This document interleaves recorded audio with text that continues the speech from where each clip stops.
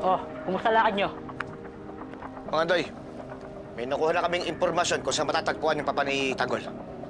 Nakita namin si Kidlat. Isa sa kumuha sa papa ni Tanggol. Ano plano mo, Tanggol? Lulusob na ba tayo? Tanggol, mahina pa kayo. Kagagaling nyo lang sa matinding laban. Papahamak lang kayo. Ilan na lang kayo. Hindi ko naman kayo matutulungan.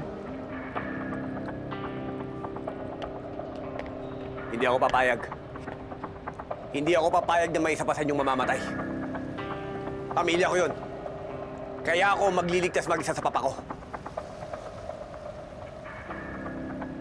Hangkong! Ano nangyari? Napainan na namin si Tanggol.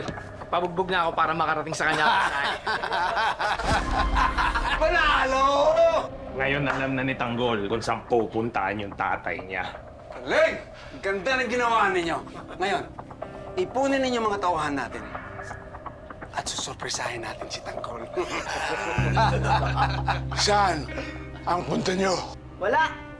Kakalawitin lang namin anak mo. Hindi ako papayag. Magkamatayan muna tayo lahat! Kalaganan ninyo ang pain natin. Yeah!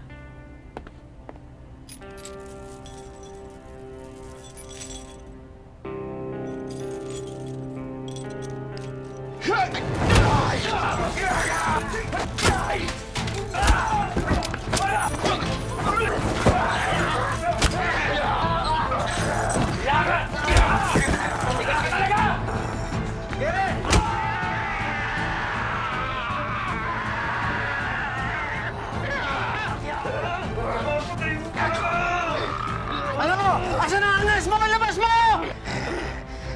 Mahal na hari, kukunti na lang at makakasama mo ng anak mo. At sa inyo ko, puputulin ang lahi ng mga Montenegro.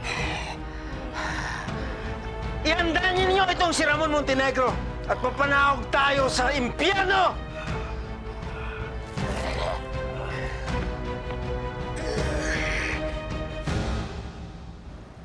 Tanggol! Tanggol!